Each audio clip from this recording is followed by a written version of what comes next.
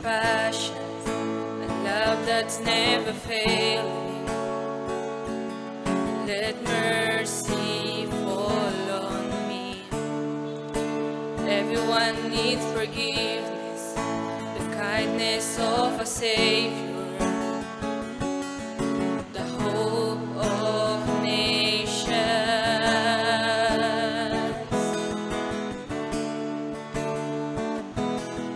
Savior, He can move the mountains. My God is mighty to save. He is mighty to save forever, author of salvation. He rose and conquered the grave. Jesus conquered the grave.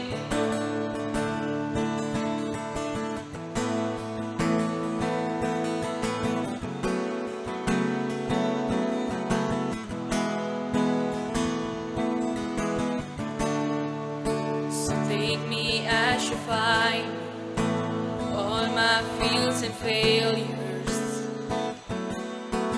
Fill my life again. I give my life to follow everything I believe in. And now I surrender.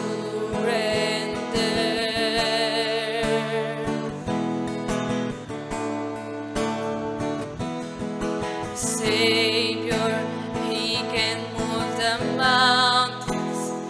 My God is mighty to save. He is mighty to save forever, author of salvation. He rose and conquered the grave. Jesus conquered the grave. Shine your light and let the whole world see. We're singing for the glory of the risen King. Jesus, shine your light and let the whole world see. We're singing for the glory of the risen King.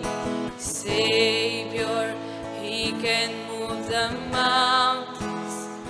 My God is mighty to save. He is mighty to save forever, author of salvation.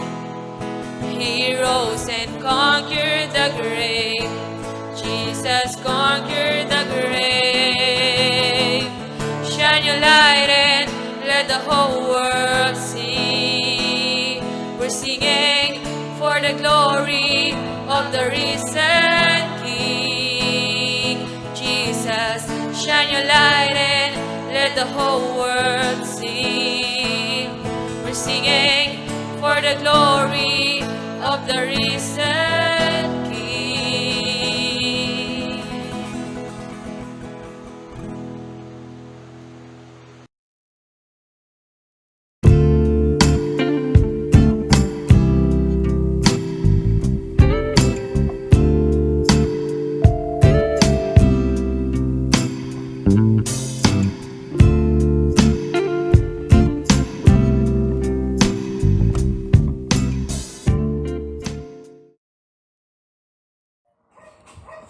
Purihin po ang Panginoon sa gabing ito. Isang mapagpalang gabi po sa bawat isa po sa atin. Ako po ay lubos po aking kagalakan sapagkat ako po ay niloob ng Panginoon na ako po ay magamit sa dakilang gawain ito. Purihin po ang Diyos. At ngayon po ay bago po tayo dumako dun sa mensahe po, yung ating pong pag-aaralan ngayon, ay samahan niyo po akong manalangin.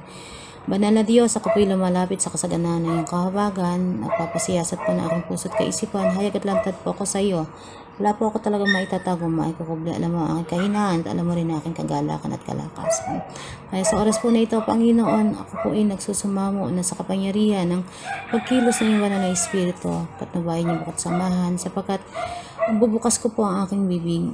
Ang pagkilos mo po ang hinaya ko. Magpapasa ko po ako sa kapangyarihan mo. Ito po aking samot dalangin sa pangalan po na sa Jesus. Amen. Purihin po ang Panginoon. Ang ating pong pag-aaralan ay, ang pinaka-key verse po niya ay sa John 13:1-17. At bago po natin puntahan yung key verse po ay, samahan niyo muna po akong sumandali na basahin itong Marcos 10:43-44, na habang naglalakad sila papunta sa Jerusalem, nagtatalo-talo yung mga disipulo ng Panginoong Hesus tungkol sa kung sino sa kanila ang mas nakahihigit sa iba. Sinabi ni Jesus, sa halip, ang sino mang gustong maging dakila ay dapat maging lingkod ninyo. At ang sino mang gustong maging una ay dapat maging alipin ng lahat. So, ito po yung nakasulat sa Marcos 10:43-44. At tatalakayin natin ngayon kung paano ito maisasagawa. At balik na po tayo dun sa pinaka-key verse po natin, yung 13:1-17. At pinamagatak ko po ito na pag-ibig na nakikita sa kababaang loob. So, magbibigay lang po ako ng konting background po dito sa verse 1-3 po nandyan. 13:1-3. So, kaugalian na raw ng mga Hudyo noong panahon ni Jesus na kapag may dumarating na mga bisita para sa pananghalian o hapunan, huhugasan ng isang utusan ang mga paa nito na dumihanan sa alikabok sa kalsada. Sa pangyayaring ito'y walang utusan doon at wala ring alagad na nagpresinta para gawin ito. Nalalapit na noon ang panahon na ipapako ang Panginoong Hesus sa krus. So, pinakikita dito ng Panginoong Hesus yung pag-ibig at otoridad. Dahil batid na ni Hesus na nalalapit na yung panahon ng pagtupad ng kanyang misyon na iligtas ang mundo sa pamamagitan ng kanyang kamatayan sa krus. Ginawa niya ito dahil minamahal niya ang kanyang mga tagasunod. At kasama rito yung pagpapakita niya ng kanyang pagmamahal sa kanila. Sinasabi rin dito sa verse 2 na ibinigay ng Diyos Ama kay Jesus ang lubos na otoridad na sa lahat ng bagay na lalo na tungkol sa kanyang pagliligtas ng mundo. Sabi nga, hindi na kailangan pang pagdaanan pa ng Panginoong Jesus ang kanyang kamatayan sa krus. Hindi na niya kailangan gawin ito. Ngunit ito'y ginawa pa rin ni Jesus sa sarili niyang pagkukusa. Lahat ng mangyayari magmula sa yugtong ito ay mangyayari ng mayroong kapahintulutan niya, maging ang pagkakanulo sa kanya ni Judas. So, makikita natin yung ginawa pa rin ng Panginoong Yesus. Yung ginawa niyang paghuhugas ng paa sa mga alagad. At makikita natin sa verse 4-11. Hinubad ni Jesus ang kanyang panlabas na kasuotan at nagbigkis ng tuwalya sa kanyang baywang at sinimulang maghugas ng paa ng mga alagad niya. Tulad ng ginagawa ng isang utusan. Wala sa mga alagad niya ang handang magpakababa at maghugas ng paa ng iba. May problema sila, hindi lamang sa pagiging mapagmataas. Mabagal din silang matuto kahit 3 taon silang kasama na ni Jesus. Purihin ang Panginoon. Sa 3 taong kasama ng Panginoong Jesus yung mga alagad. Siguro, kung ikaw na sumusunod sa Panginoon ay marami ka nang matutunan sa mga halimbawa bilang Panginoon ay yung ang kapakumbabaan. Sabi nga yung pakikisama din sa iba't ibang tao na sumusunod sa Panginoon. Pagtulong sa mga, sabi nga, sa mga mahihirap, pagtulong sa mga nangangailangan, pinakita ng Panginoon. Lahat ng tao na kasama ang mga alagad sa mga ginawa ng Panginoon, dapat nakita ng mga alagad yung halimbawa na ipinakita ng Panginoon. Yung hindi mo sinasabing mas nakahihigit ka sa iba. Alagad ako, bakit ako maghuhugas ng paa sa mga alipin? Alagad ako ng Panginoon na pagkukumpara na mas nakahigit ka sa iba. Pero dito nakita natin na ang Panginoong Hesus hindi niya ikinumpara. Hindi niya sinabing, ako'y anak ng Diyos.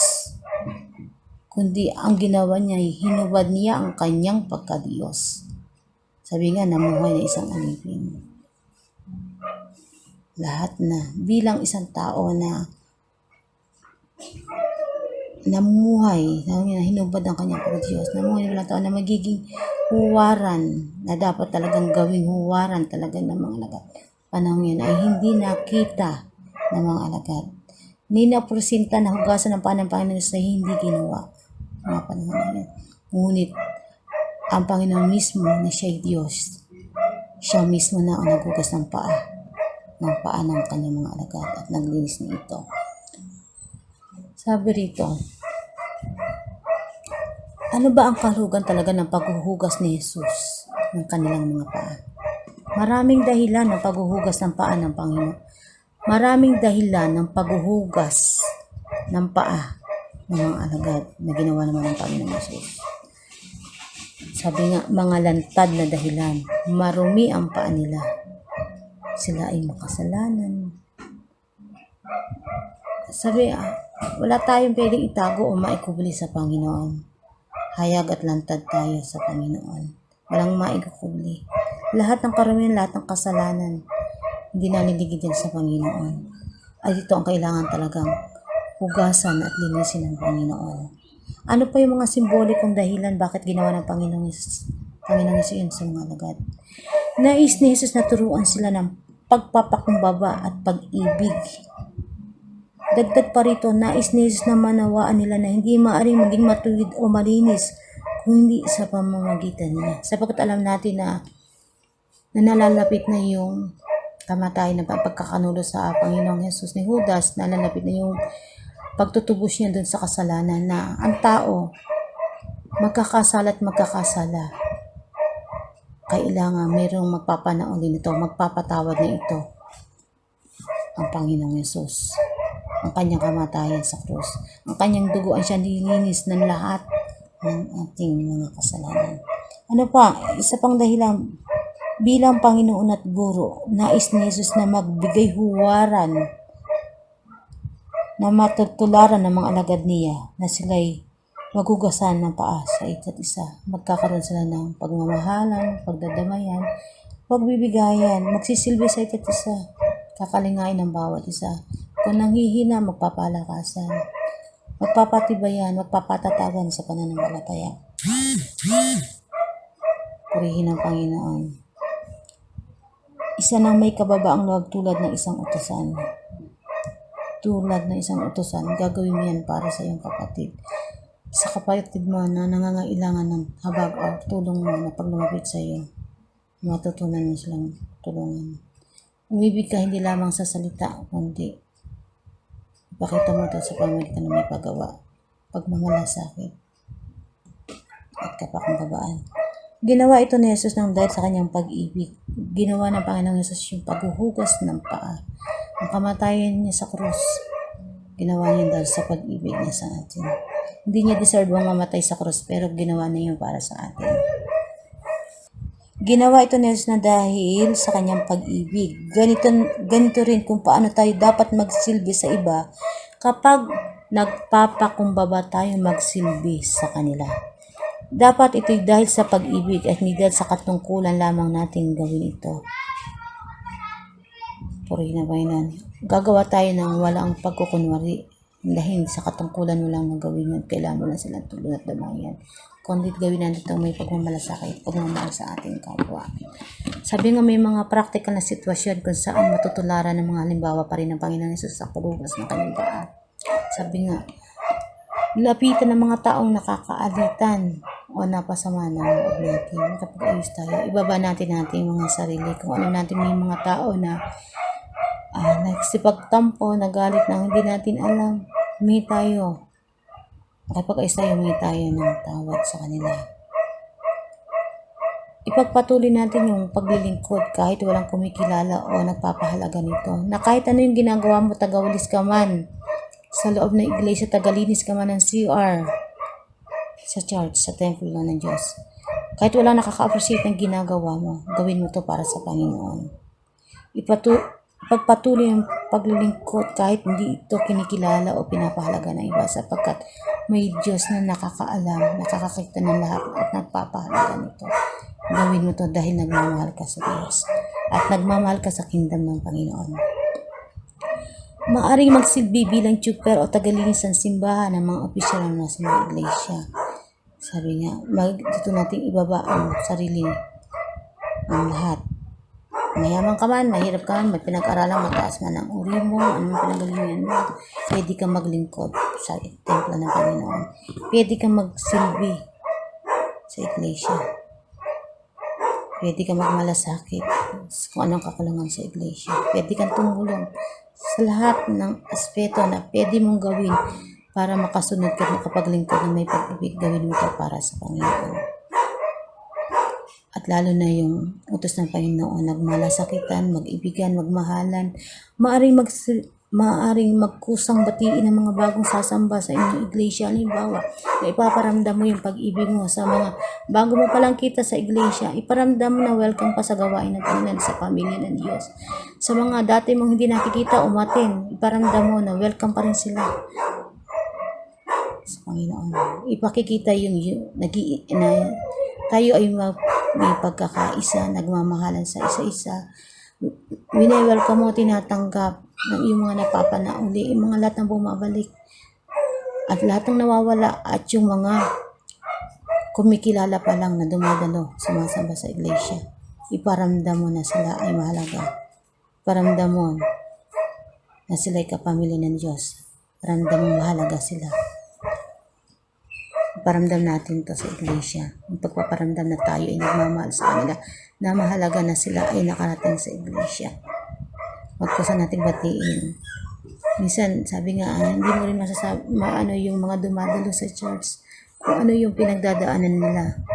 Bakit sila dumalo? Nakita mo ng araw na iyon, bakit sila dumalo?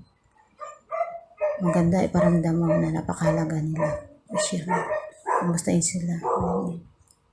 Lahat gawin natin para maiparamdam na napakahalaga nila at mahal natin sila. Kristiyano man o hindi na dumalo sa iglesia, iparamdam mong mahalaga sila. Tanggapin ng maluwag sa loob ang pagwawasto ng iba. Mag-sorry sa kanila. Kung minsan, sabi nga,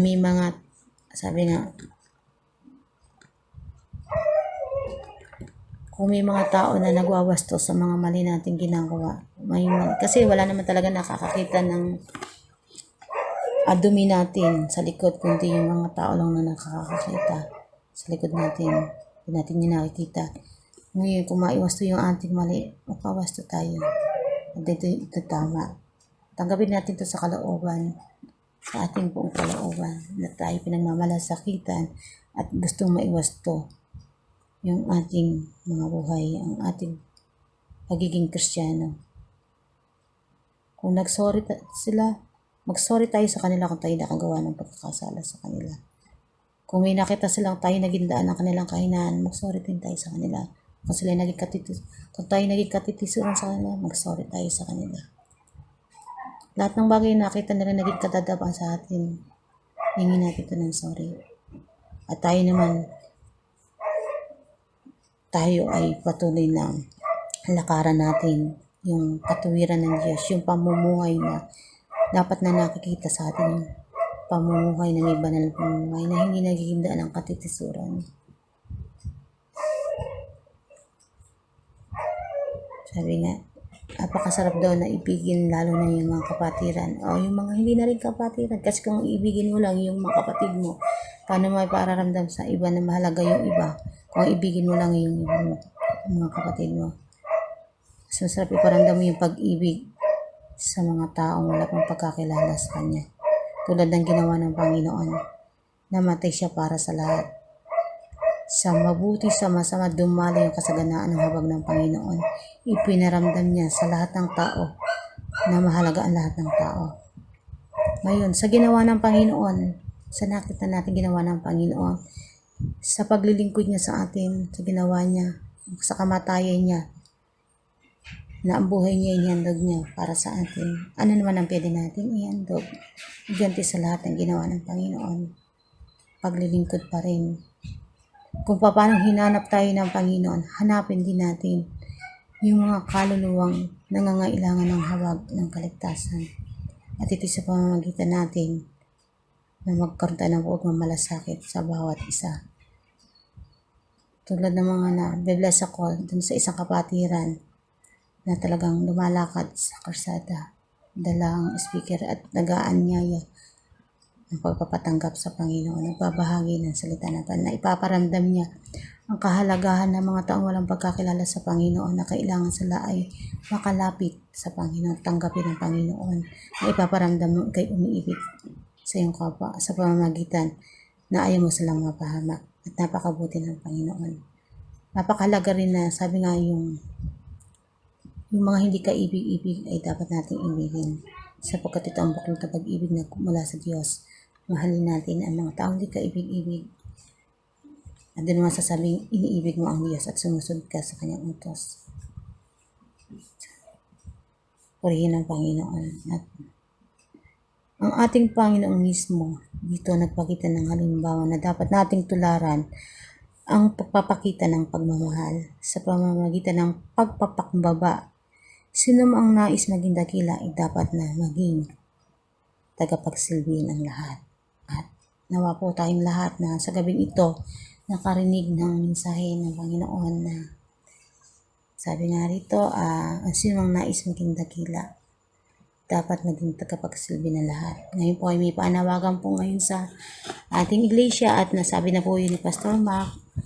Tayo po ay makapag-operate po. Tayo po ay makisama sa mga panawagang yun. Sa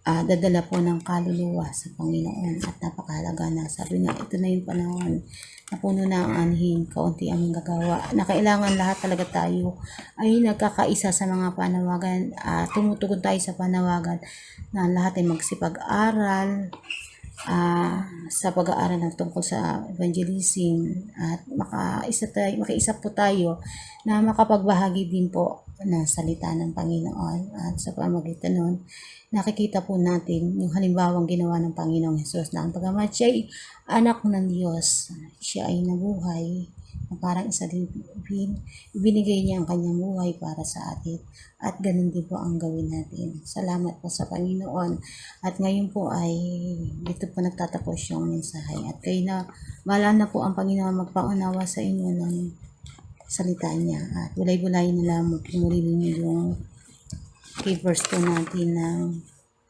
John 13:1-17 at naniniwala akong may iba't ibang kapahayagan ang Diyos at laging sabi nga bawat araw, bawat ay sariwa ang salita ng Panginoon. At ngayon po nagpupuri po ako at nagpapasalamat at dahil natapos po yung gawain nito, pag-aaral ng salita niya na sa kahabagan po niya at po inilob niya nabigyan ng tapang. Salamat po sa Panginoon at ngayon po ay dumako na po tayo dun sa pagbukas na panalangin.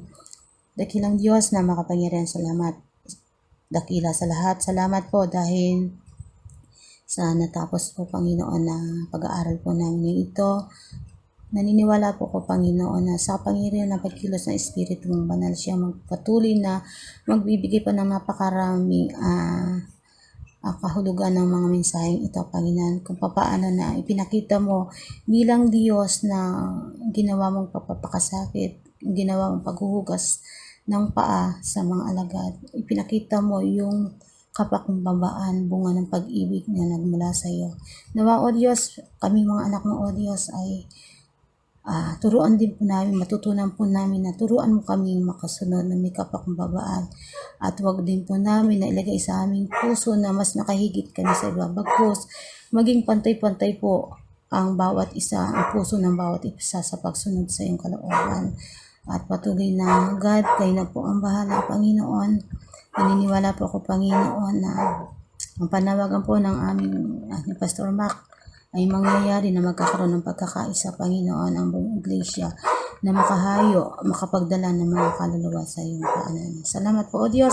Salamat din sa mensaheng ito. Palakasin mo po ang aming espiritu at patuloy, O God, na naniniwala po ako, Panginoon, sa kapangyarihan ng pagkilos mo, O Diyos. Mangingibabaw, Panginoon, ang pag-ibig, pananampalataya, katatagan sa bawat isa ng mga anak mo.